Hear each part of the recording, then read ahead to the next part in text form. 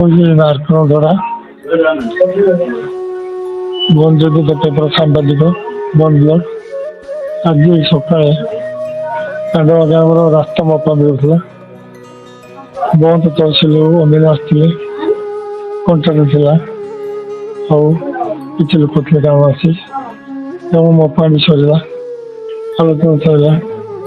ଆକ୍ରମଣ ଯେଉଁମାନେ ଗଭର୍ଣ୍ଣମେଣ୍ଟ ଜାଗା ଜବରଦସ୍ତ ଘେରି ଖାଉଥିଲେ ସେମାନଙ୍କ ଘର ରାସ୍ତା ଚାଲିଯିବା ସତ୍ତ୍ୱେ ସେମାନେ ଆକର୍ଷଣ ଆମ ସାମ୍ବାଦିକକୁ ଧମକ ଦେଲେ। ତାପରେ ସେ ଆମକୁ ଧମକ ଦେଲେ, କାହିଁକି ତୁମେ ଆସିକି ଠିଆ ହେଇଛ ଗୋଟେ ମାପୁଛ ଏପଟେ କହିକି ସିମେଣ୍ଟ ଇଟା ଛୋଟ ତରିକା ଆରମ୍ଭ କଲେ। ଜଣେ ଅଜୟ କୁମାର ଧଡ଼ା, ସୁଧାକର ପାତ୍ର, ତାର ଫ୍ୟାମିଲି, ତାର ବହୁ ଝିଅ ଚାମଚ ଝୁଟେଇକି ଗୋଡେଇକି ଆମ ପିଲା ଦେଖନ୍ତୁ ମୋ ସାର୍ଟ ଫଟୋ ପଇସାଟି ଚିରି ଦେଇଛନ୍ତି। ଆଗ ଗୋଟେ ଆରଆଇ ବି ଉପସ୍ଥିତ ଥିଲେ, ବନ୍ଦ ଅମିନ ସରକାରୀ ଅମିନ ଉପସ୍ଥିତ ଥିଲେ, ଆଉ ଏଠିକାର ସାମ୍ବାଦିକ ଉପସ୍ଥିତ ଥିଲେ।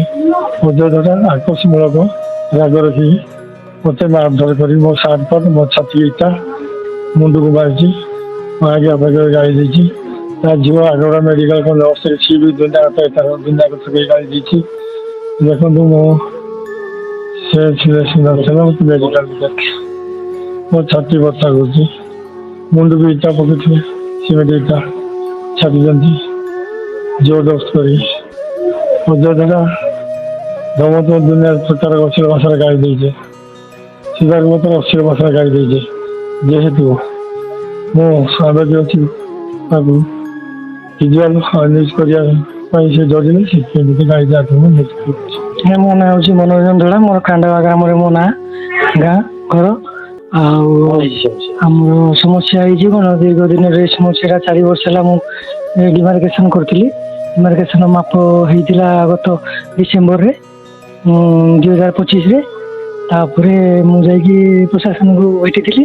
ପ୍ରଶାସନ କହିଥିଲେ କି ତମ ଲ୍ୟାଣ୍ଡରୁ ସାଇଡ୍ କରିକି ଆମେ ରାସ୍ତା ନେବୁ।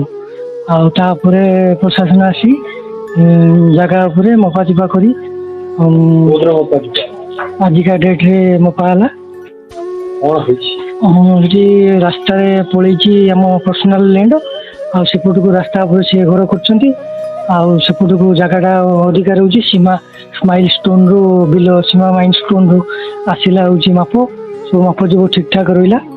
ଆଉ ହେଲା ପରେ ଆମେ ମାନେ ଆଉ ଅଧିକାରୀ ଷ୍ଟାଫ ସବୁ ବସିକି ମନ୍ଦିର ପାଖରେ କଥାବାର୍ତ୍ତା ହେଉଥିଲେ।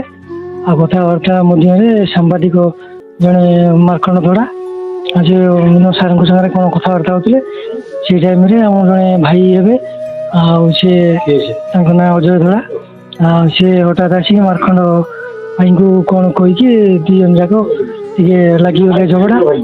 ଆଉ ଝଗଡ଼ା ଲାଗିକି ପାଟିତୁଣ୍ଡ ହେଇଗଲେ, ମେଡିକାଲ କେସ୍ ହେଇଛି। ଆଉ ନେଇକି ଭଦ୍ରକ ପଳେଇଲେ।